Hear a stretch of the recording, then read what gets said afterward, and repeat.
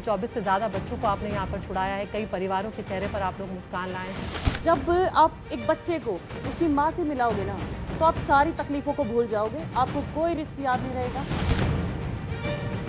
मैंने अपने पेरेंट्स को समझाया कि आप हौसला रखें और मैं आपका नाम रोशन करूँगी। मम्मी ने किसी की नहीं सुनी अरे और मतलब तैयारी करवाई और हम 3 बहनें हैं, तीनों ही पुलिस में हैं। सपना था आंखों में कि पापा के लिए कुछ करना है। तो अगर महिलाओं को रोके ना, टोके ना, तो वो सब कर सकती है जो वो सपना देख सकती है।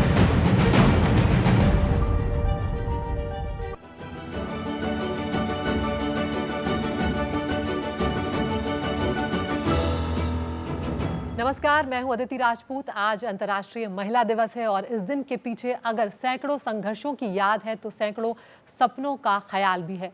वो सपने जो कि पिछली सदियों की लड़कियां देख भी नहीं पाती थी, लेकिन जिन्हें इस सदी की लड़कियां बिल्कुल साकार कर रही हैं। हमारे साथ ऐसे ही कुछ बेहद खास मेहमान आज जुड़ने जा रहे हैं, जिन्होंने अपने अपने अलग अलग क्षेत्रों में झंडे गाड़े हैं, अपना नाम बनाया है और लोगों के लिए एक मिसाल पेश की है। तो इन सभी मेहमानों से मैं आपका परिचय अब कराने जा रही हूँ। हमारे साथ नीति मोहन है, गायिका हैं और अपनी खूबसूरत आवाज़, अपने सुरों से लाखों करोड़ों लोगों के दिलों में एक अलग पहचान उन्होंने बनाई है और एक लंबी पारी वो आगे भी खेलने जा रही हैं। हमारे साथ नसरीन शेख हैं, अर्जुन अवार्डी हैं, खो खो खिलाड़ी हैं, कप्तान इसके पहले वो रही हैं, कई अवार्ड्स वो जीत चुकी हैं और वर्ल्ड कप में एक महत्वपूर्ण भूमिका उन्होंने निभाई थी, महिला खो खो जो हमने जीता था। इसके अलावा हमारे साथ निर्मला भाटी हैं, खो खो की बेहतरीन खिलाड़ी हैं, कैप्टन भी रह चुकी हैं और ख़ास बात यह है कि पूरे राजस्थान में ये अकेली खो खो खिलाड़ी है जिन्होंने इंटरनेशनल टूर्नामेंट में पार्टिसिपेट किया है। इसके साथ ही हमारे साथ दिल्ली पुलिस की दो बेहद ख़ास अफसर हैं हमारे साथ हैं सीमा तुशीर और हमारे साथ सुमन हुड्डा जी हैं। ये दोनों एंटी ह्यूमन ट्रैफिकिंग यूनिट में हैं और इन्होंने सैकड़ों बिछड़े बच्चों को अपने परिवारों से मिलवाया है। कई परिवारों के चेहरे पर इनकी वजह से मुस्कान है और कई बार ऐसी परिस्थितियों का इन्होंने सामना किया है जो किसी को भी चौंका दे।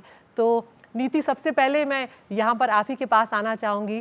किस तरह से चीज़ें इंडस्ट्री में बदलते हुए हम देख रहे हैं, उस बारे में तो हम बात करेंगे, लेकिन आज अंतर्राष्ट्रीय महिला दिवस है। वैसे तो एक दिन मनाने में मैं उतना विश्वास नहीं रखती हूँ और शायद बहुत सारे लोग नहीं रखते हैं, लेकिन श्री गणेश जो है वो आपकी खूबसूरत आवाज़ से आज हम इस शो का करना चाहेंगे।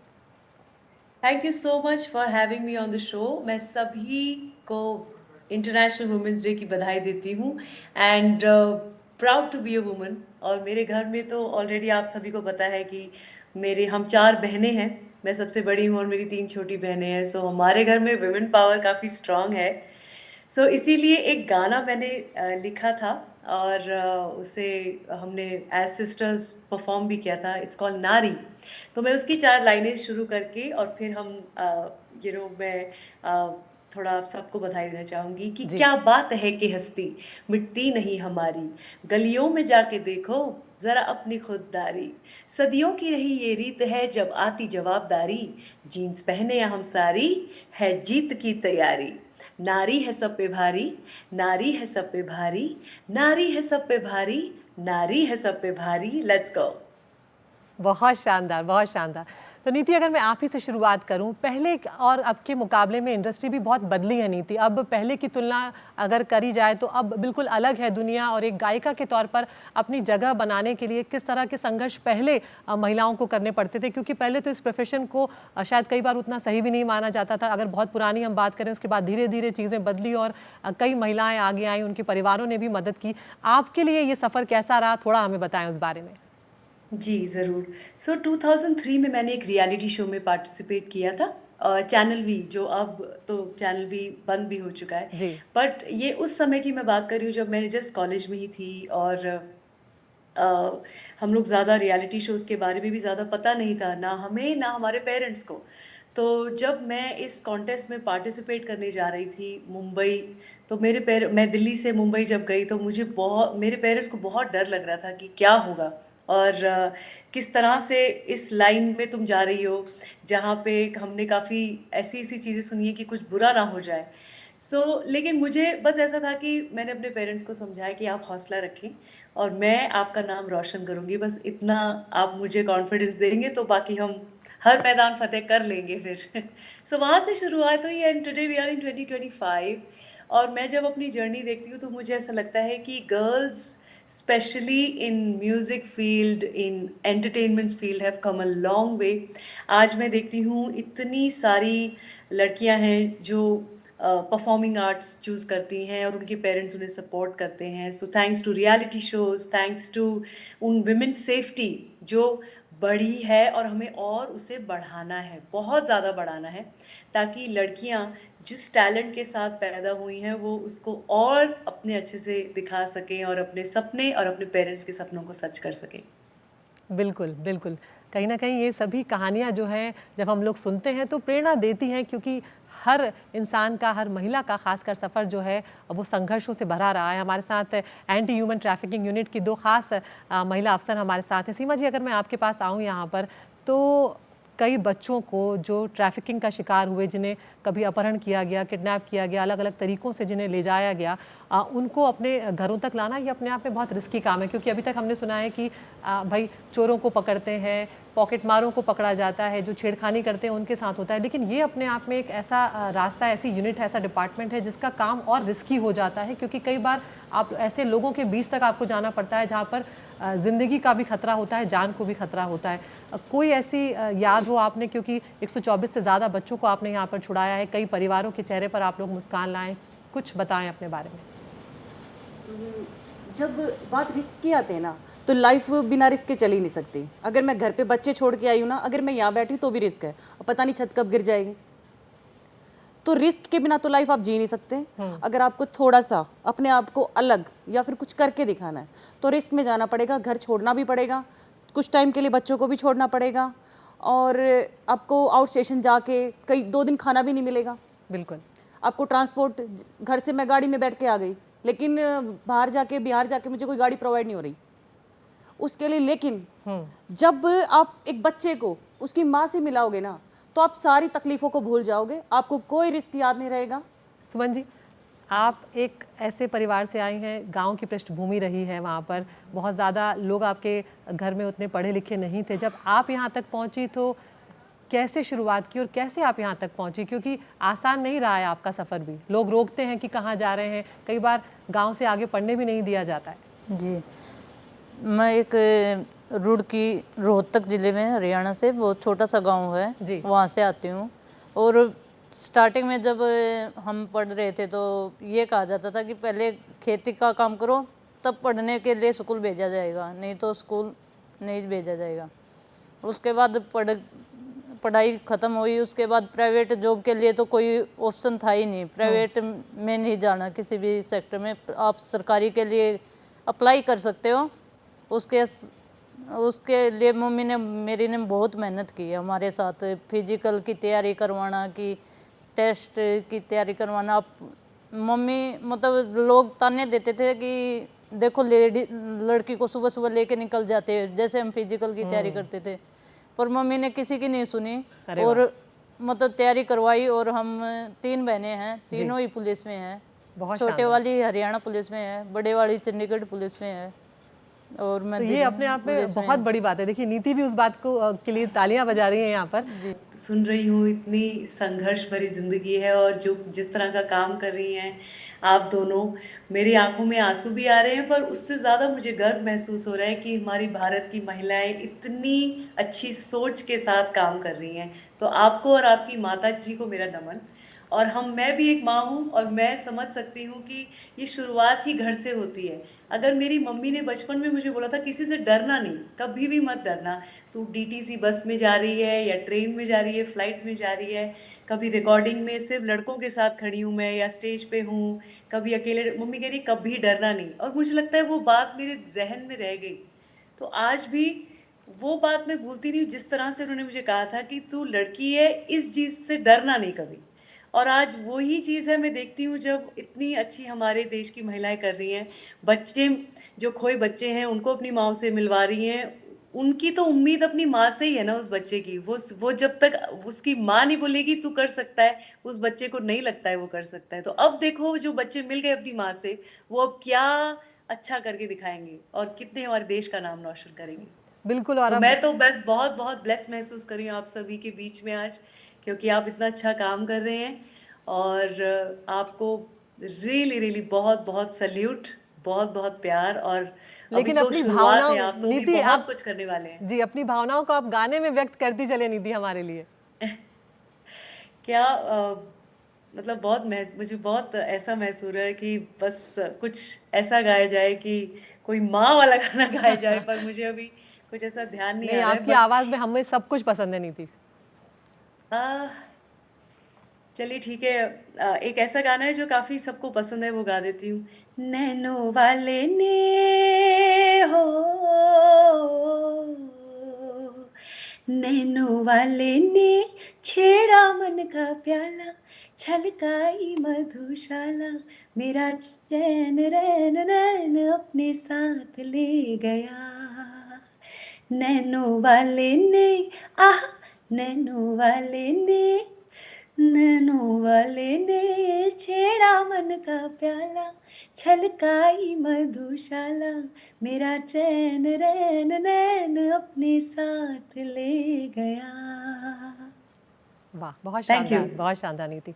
हमारे साथ अभी 2 खास मेहमान और हैं। निर्मला भाटी हमारे साथ खो-खो की खिलाड़ी हैं, पूर्व कैप्टन यहाँ पर रही हैं। और निर्मला, आपने जिस तरह से अपने सफ़र के बारे में बताया कि आप अपने परिवार में आपके अलावा कोई नहीं है, इस तरह से खेल में, अपने सोसाइटी में नहीं है, आपके गांव में भी शायद कोई नहीं है। आपको देख के अब हो सकता है अब आगे की जनरेशन जो है वो आ रही होगी, लेकिन पूरे राजस्थान में भी आप एक अकेली खो-खो की इंटरनेशनल टूर्नामेंट खेलने वाली खिलाड़ी हैं। किस तरह का अपना सफ़र रहा बताइए, और क्या शुरुआत में कहा जाता था? क्योंकि कई बार होता है कि जब हम ग्रामीण पृष्ठभूमि से आते हैं तो खेलों को लेकर भी बहुत ज़्यादा पॉजिटिव रिस्पॉन्स मिलता नहीं है घरों से। जी नमस्ते। जब मैंने खेलना स्टार्ट किया था, मैं परेवड़ी कुचामन डीडवाना के परेवड़ी गांव से आती हूँ। गांव बहुत छोटा सा है और मेरे परिवार में घूंघट किया जाता है। तो जब मैंने खेलना शुरू किया था तो मेरे माता पिता को काफ़ी लोगों ने रोका, कह रहे आप तो घूंघट कर रहे हैं और अब अपनी बच्ची को शॉर्ट्स में खिला रहे हैं और खेल में ही क्यों डाल रहे हैं, खेल में क्या इसका करियर होगा, क्यों, इससे अच्छा आप उसको पढ़ाई वढ़ाई करवाओ, कहीं जॉब वॉब लग जाएगी, खेल में क्या ही रखा हुआ है। पर मम्मी पापा का बहुत सपोर्ट रहा, उन्होंने नहीं, मेरी बच्ची को जो पसंद है, जो वो करना चाहती है, हम उसके साथ में हैं। तो इसी तरीके से खेल की शुरुआत हो गई, खेलना मैंने शुरू कर दिया। फिर अच्छा मेरा सफ़र रहा। फिर बीच में मेरे पापा को कैंसर भी हो गया था, तो उस टाइम और प्रेशर आ गया कि अरे अब तो कुछ सोचो कि पापा को कैंसर हो रहा है, आप खेल रहे हो, इससे बेहतर कुछ जॉब करो या कुछ करो। तब भी मेरे पिता ने मुझे बहुत सपोर्ट किया, मेरी माँ ने मुझे बहुत सपोर्ट किया कि नहीं, तेरे जो सपने हैं तो वो सपना पूरा कर, हम तेरे साथ में हैं। तो सफ़र ऐसे ही शुरू हुआ और फिर 2023 में मैंने फर्स्ट इंटरनेशनल खेला, 4th एशियन चैम्पियनशिप। उसके बाद में मैंने 2024 में India versus Nepal test series खेली, उसमें मैं कैप्टन थी, उसमें भी भारत का गोल्ड रहा। और अभी हाल ही में खो खो का वर्ल्ड कप हुआ है जिसके अंदर मैं वजीर थी, और उसी टूर्नामेंट में मेरे को 3 अवार्ड्स मिले हैं, बेस्ट अटैकर, बेस्ट डिफेंडर और बेस्ट एमर्जेंट ऑफ द क्या चीज़ है प्लेयर। निर्मला जो आपको आगे बढ़ाए रखती है? क्योंकि कई बार होता है बहुत मुश्किल वक्त भी आता है, तब आप खुद को कैसे मोटिवेट करती हैं? मेरे लिए हमेशा मोटिवेशन मेरे पापा ही रहे हैं, क्योंकि मतलब हमारी आर्थिक स्थिति इतनी अच्छी नहीं थी, बिल्कुल, पर फिर भी एक मतलब सपना था आंखों में कि पापा के लिए कुछ करना है। अच्छा, तो हमेशा से यही था, पापा को देखते थे। पापा ने कभी प्रेशर नहीं दिया कि नहीं तेरे को कुछ करना है या फिर कुछ जॉब कर या तो कुछ वैसा कर, बिल्कुल। पर हमेशा से एक सपना था कि नहीं, माता पिता अगर इतनी मेहनत कर रहे हैं, क्योंकि उन्होंने बहुत टफ टाइम में मेरे को सपोर्ट करा है, जब सब लोग मेरे अगेंस्ट थे कि नहीं आप सिर्फ स्पोर्ट्स में मत डालो, खेल में मत डालो, अकेले बाहर जाएगी, अगर से नेशनल खेलना है, इंटरनेशनल खेलना है, अकेले बाहर जाएगी, शॉर्ट्स पहनेगी तो और लोगों पे क्या इम्पैक्ट पड़ेगा, जो हमारी फैमिली वगैरह है। तो पर आज जब मैंने वर्ल्ड कप खेला है और जब गोल्ड हमें मिला है और मुझे इतने अवार्ड्स मिले हैं, तो आज जब मैं मतलब वर्ल्ड कप खेलने के बाद जब मैं अपने गांव गई तो आप बिलीव नहीं करेंगे, पूरे गांव ने मेरा बहुत ज़ोरों शोरों से मेरा स्वागत किया। क्या बात है। एक बहुत बड़ा परिवार है आपका, 15 लोगों का परिवार, 13 भाई बहन, एक कमरे में रह के किस तरह से आपने जीवन जिया और उसके बाद आप यहाँ तक पहुँची हैं, अर्जुन अवार्ड तक आपने जीता है, बहुत बड़ी बात है अपने आप में। आपको शुभकामनाएं उस चीज़ के लिए। कैसे आप अपने आप को मोटिवेट रखती हैं? क्योंकि जब आर्थिक तंगी होती है, जब पैसों की कमी होती है तो रास्ता और मुश्किल हो जाता है। नमस्ते सबसे पहले तो, और मैं एनडीटीवी का तहे दिल से शुक्रिया करना चाहती हूँ जिन्होंने मुझे बोलने का मौका दिया कि मेरे अंदर क्या है, और आज इतना अच्छा प्लेटफॉर्म मिला मुझे, तो सबसे पहले तो धन्यवाद। और जैसे कि आपने बोला, महिला, जहाँ महिला वर्ड आ जाता है तो वहाँ स्ट्रगल तो होता ही है। तो पुरुष के मुकाबले महिला को डबल स्ट्रगल करना पड़ता है। एक अपने घर से लड़ना पड़ता है, दूसरा समाज से लड़ना पड़ता है। और मैं मुस्लिम फैमिली से आती हूँ, तो मेरे लिए 3 गुना स्ट्रगल होता है, क्योंकि एक समाज, दूसरा मेरी फैमिली, और लोगों को दिखाना कि अगर आप महिलाओं को, गर्ल्स को अगर रोकते नहीं हो तो वो सब कर सकती है जो उनके दिल में चल रहा है। जैसे कि मुझे कहते थे कि आप मुस्लिम घर से हो, ऐसे हो, और तुम कैसे अपने बच्चे को शॉर्ट्स पहन के भेज रहे हो। मेरे भाई ने खुद, मैंने जब बताया महिला के लिए कि स्ट्रगल, मैंने 5 साल अपने भाई से बात नहीं करा इसी उसमें कि मतलब शॉर्ट्स पहन के बाहर नहीं निकलना, ऐसे कैसे खेलोगी तुम। तो जब मैंने फर्स्ट टाइम भारत को रिप्रेजेंट करा 2016 में, तब से मेरी अच्छी वाली जो जर्नी है वो स्टार्ट हुई। तो 2019 से लेके 2023 तक मैं एज अ कैप्टन रही भारतीय महिला खो खो टीम में, और काफ़ी गोल्ड मेडल जीत के लाके दिया भारत को। और उसके बाद सफ़र मेरा बहुत कठिन रहा, क्योंकि हमारे घर में 7 बहनें हैं जी, और मुझे लगता है मैं अपने घर में बैकबोन हूँ कि मुझे स्ट्रॉन्ग रहना है। और अभी मेरी छोटी सिस्टर है, उसे भी मैंने खो खो में ही आगे बढ़ाने का प्लान कर रखा है, वो भी नेशनल प्लेयर है। तो बहुत ज़्यादा स्ट्रगल करा मैंने अपनी लाइफ में। मेरे पापा एक पटरी बाजार लगाते हैं, जो कि आज भी लगाते हैं, और हर वीक में मार्केट जाते हैं वो, और ऐसे करके मेरा डाइट था, एक एथलीट का डाइट बहुत अलग होता है नॉर्मल पर्सन से। बिल्कुल। तो मेरे पापा मॉर्निंग बाजार करने के बाद इवनिंग में, वो इवनिंग का जो अमाउंट होता था वो मेरी डाइट होती थी। तो पापा ने मेरे लिए बहुत स्ट्रगल करा कि उनका एक सपना था कि भारत के लिए गोल्ड मेडल जीत के लेके आना है, और उस गोल्ड के साथ मेरी बच्ची कैप्टन हो।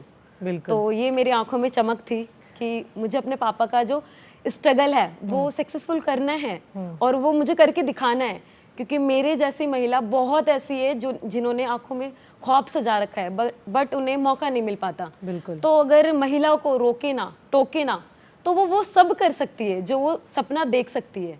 क्योंकि मैं अर्जुन अवार्ड तक का सफ़र मेरा बहुत बहुत टफ रहा। बिल्कुल। क्योंकि एक महिला के साथ साथ प्लेयर बनना और फिर लोगों से लड़ना, सबसे पहले खुद ही लड़ना होता है। तमाम लोग हम सबके लिए मिसाल हैं यहाँ पर, क्योंकि कई सपने इस तरह से आप लोग पूरे कर रहे हैं, चाहे अपने परिवारों के कर रहे हैं, चाहे अपने कर रहे हैं, और इस तरह से जब आप लोगों को लोग देखते हैं तो अपने जो सपने वो गढ़ने लगते हैं, वो बहुत मायने रखते हैं। नीति, यहाँ पर अगर हम आपके बारे में भी बात करें, अब आपके पास एक बेबी भी है, ऐसे में आपका सफ़र भी आसान नहीं है, क्योंकि इंडस्ट्री पहले के मुकाबले बदली है, डायनामिक्स बदले हैं, लेकिन कहीं ना कहीं स्ट्रगल भी। कोई ऐसा इंसिडेंट आप बताना चाहती हैं जहाँ पर आपको लगा हो कि हाँ थोड़ा डिस्क्रिमिनेशन झेलना पड़ा हो, या आपने वहाँ पर स्टैंड लिया, आपने खड़े होकर बोला वहाँ पर और वो लड़ाई आपने जीती हो? डिस्क्रिमिनेशन तो नहीं कहूँगी, बट हाँ हमारी इंडस्ट्री में मुझे ऐसा लगता है कि बहुत as compared to male songs female songs कम होते हैं। आपको भी ऐसा लगेगा। सो एटलीस्ट मैं कोशिश करती हूँ कि अगर मैं कोई गाना गा रही हूँ तो मैं उसकी लिरिक्स का थोड़ा ध्यान रखूँ। और अगर हाँ, ऐसा नहीं है कि आपको फन सॉन्ग्स नहीं गाने और ये नहीं गाना। Of course you have to, you are an artist, तो आप एंटरटेन करना चाहते हैं अपनी ऑडियंस को।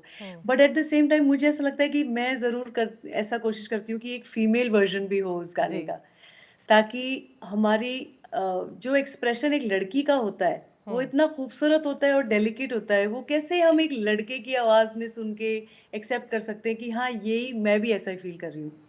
आप समझ रहे हैं? लाइक वो शब्द सेम हो सकते हैं, पर जो एक फीमेल वॉइस की डेलिकेसी होती है और वो जो होती है वो बहुत अलग होती है। तो ऐसा मुझे लगता है कि काफ़ी जगह पे मैं उनको रिक्वेस्ट करती हूँ कि ये डुएट है, इसमें सिर्फ 2 ही लाइन है मेरी, पर क्या can I do a female version. जैसे मैंने मेरे यारा एक गाना था सूर्यवंशी फिल्म का, तो उसको मैंने उनको रिक्वेस्ट किया। तो so actually they really like the idea, और फिर मैंने उसको एज अ नीति मोहन वर्जन रिलीज किया। तो अब उस वॉइस की डेलिकेसी भी आप हमें ज़रूर सुनाते चलिए नीति, क्योंकि जब आपके पास हम आएंगे, आपसे कुछ सुने बिना तो हम जाएंगे नहीं। ये तो आप जानती, सब फैन हैं आपके यहाँ पर। अरे मैं आप सबकी फ़ैन हूँ, आप सब इतना अच्छा काम कर रहे हैं। पर हाँ, अगर मेरे सुरों से, मेरी आवाज़ से किसी को प्यार और सुकून मिले तो why not, I will sing 2 lines. हो लाखों मिले कोई भी ना तुम सा मिला, हो मेरा ये दिल तेरी ओर गया न रुका मेरे यारा, मेरे यारा, मान जाना मेरे यारा। Thank you. जी जी बिल्कुल। सीमा जी, आपकी भी मैं इसमें राय जानना चाहूँगी। आगे आने वाली पीढ़ियों के लिए आप क्या कहना चाहेंगी? क्योंकि कई बार होता है कि लोग डिमोटिवेट हो जाते हैं, निराश हो जाते हैं, और यंग जनरेशन कई बार हम देखते हैं कि खुदकुशी तक करने जैसे बड़े कदम उठा लेती है। पहले के बहुत रेयर हैं, जैसे मैं अपनी पेरेंट्स के लिए बोलूं कि बहुत फ्रैंक थे। बिल्कुल, ये नहीं है कि आपको लड़की की तरह ट्रीट किया जा रहा है। हम बाय बर्थ लड़की हो गए, बट उसके मतलब पार्शलिटी नहीं हुई कभी। बिल्कुल, कि भाई है, अब हम 3 बहनें हैं, शायद इतना अच्छा हमारा जितना अच्छा हमारे लिए था इतना भाई के लिए नहीं था। तो इसके लिए सबसे पहले तो मेरी पेरेंट्स को सबसे बड़ा थैंक्स है। अगर वो मुझे पार्शलिटी करना सिखाते तो शायद आज मैं होती नहीं, मेरी सोच हो चुकी होती। क्योंकि एक टाइम एक काम को अगर हम कंटिन्यू बहुत सालों तक करते हैं या फिर एक जैसा काम हमसे करवाया जाता है, हमारी सोच को हम अपने एक्सेप्ट कर लेते हैं कि हम ऐसे ही है, बस घर पे झाड़ू पोछे के लिए बनाए गए।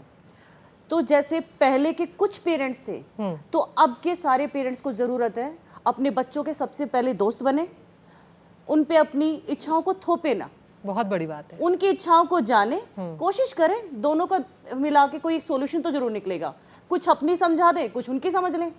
बिल्कुल, बहुत बड़ी बात है। अगर सिर्फ आप अपनी समझाओगे तभी सोसाइटी थोपना नहीं है, ये बहुत बड़ी बात है और बहुत ज़रूरत है उसकी आज। निर्मला, आप कैसे देखती हैं जब कोई ऐसा वक्त आता है, क्या खुद से वो लाइन, वो शब्द कहती हैं जो आपको तुरंत वापस खड़ा करने पे मजबूर कर देते हैं कि नहीं, अब देख लिया जाएगा जो भी होगा? कैसे? बिल्कुल, मैं कभी भी अगर ये देखती हूँ कि मैं अकेली हूँ तो इस चीज़ से मैं कभी डिमोटिवेट नहीं होती। मैं इतना जानती हूँ कि मैं अकेली ही काफ़ी हूँ, तो मेरे लिए ये चीज़ काफ़ी है, मैं अकेली हूँ काफ़ी है। और जब एक नारी पूरा सृष्टि का निर्माण कर सकती है तो नारी हर एक काम कर सकती है। नसरीन, आप लास्ट क्या कहना चाहेंगी स्ट्रेंथ के लिए, जो लोग भी आपको देख रहे हैं उनको? हाँ, सबसे पहले तो मैं यही बोलना चाहती हूँ कि सेल्फ मोटिवेट होना बहुत ज़रूरी है। कि हम किसी दूसरे से उम्मीद करें कि ये हमें सपोर्ट करे, ऐसा नहीं होता।